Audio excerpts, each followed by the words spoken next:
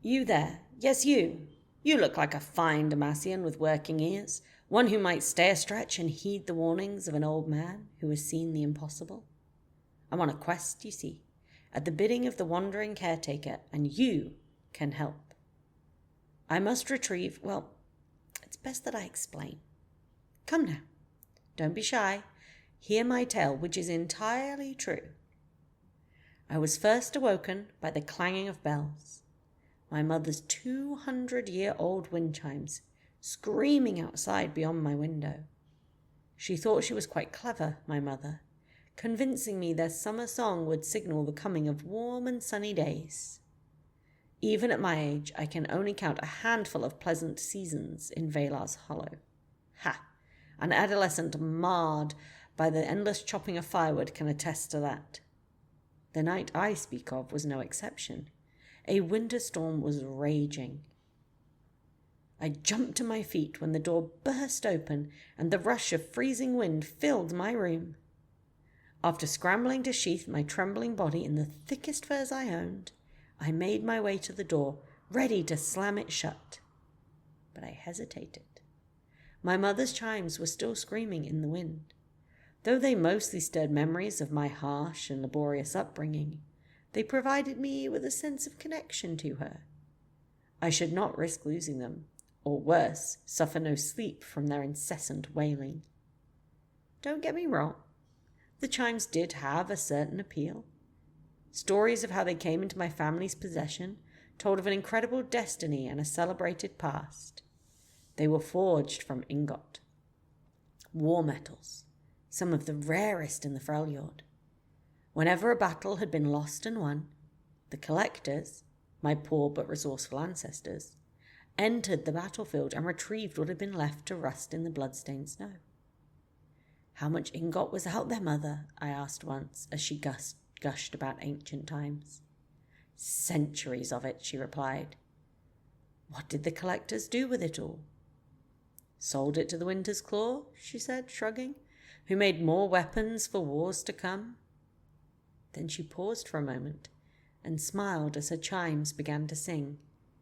But there was always a little we kept for ourselves, to make instruments of life, not death. Indeed, those precious chimes were instruments that brought forth wonderful music to our land. Good fortune in bad times, she told me. I prayed for that fortune when she fell ill, but it never came.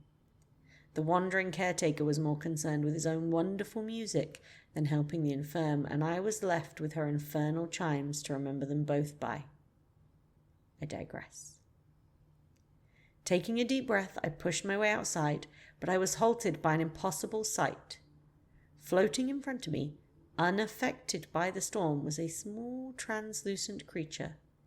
Without wings or arms to hold it in place, it hung there, as if some eldritch magic had nailed it to the block of air. 2 glowing white eyes like torches were affixed to its orbish head, and 3 twinkling stars in its belly began to churn and flicker. To my surprise, one of my mother's chimes responded, and, like a child's arm, it reached back to the shimmering creature, adopting its starry glow.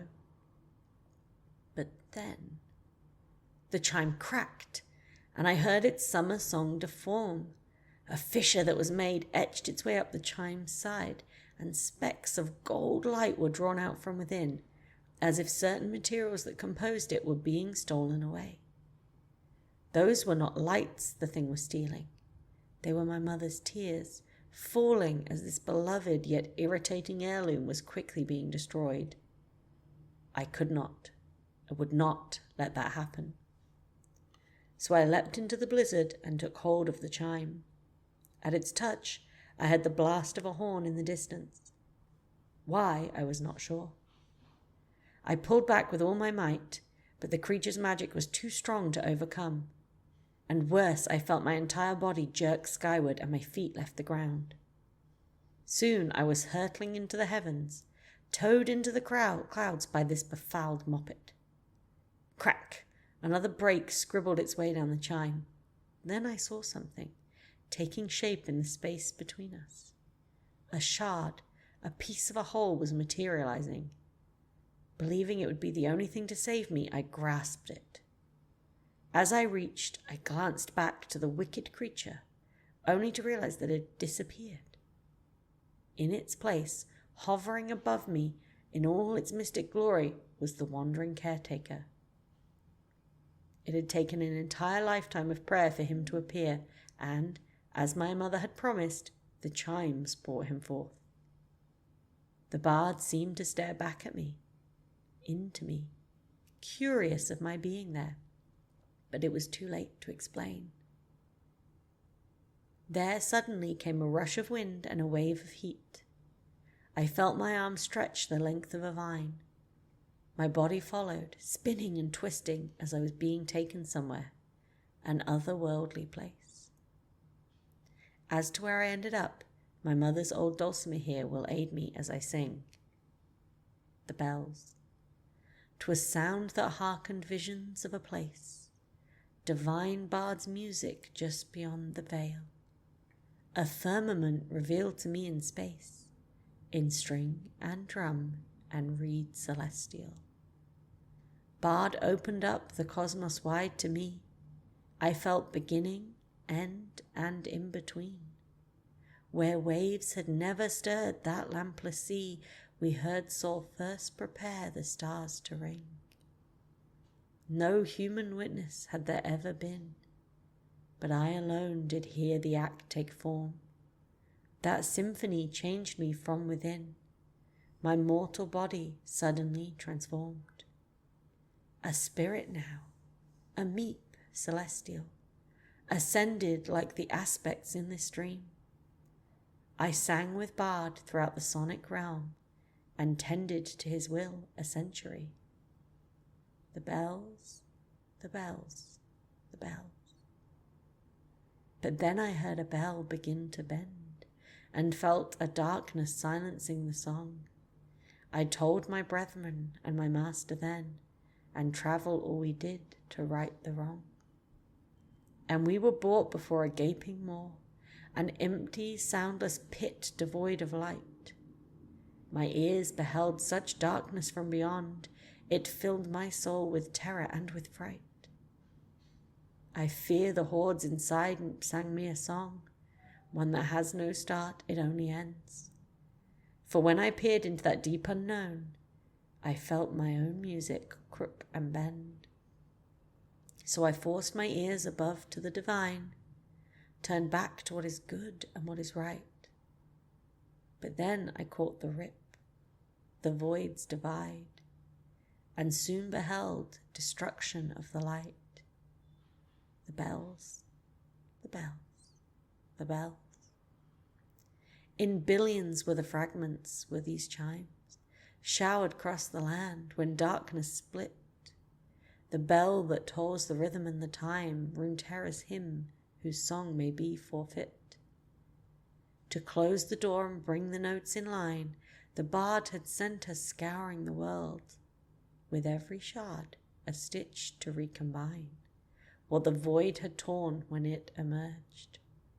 The bells, the bells, the bells. Soon I awoke in bed, a meep no more, and back in Valar's hollow did I dwell. I tore my mother's chimes from off that door, and offered bard more shards to fix the bell. Since my charge is to collect more chimes, through wind and rain and sun and land and sea, I pray that every treasure will rewind the music the void did play to me. The bells, the bells, the bells. Dear Demacian, I have come a long way and farther still to warn everyone of the darkness that threatens to silence the music of this world. Runeterra is a bell, a world bell that has been corroded by evil. Its fragments, its chimes must be found to make it whole again. And our first step is to place all the precious metals in your possession in my basket. I will take them, inspect them, sing to them Bard's divine music to remove any chimes of the world bell within them. Any chimeless pieces I will of course return to you. No, wait, don't walk away. What I tell you is true. Please listen. There isn't much time, the end of our world is nigh, and only Bard and his meeps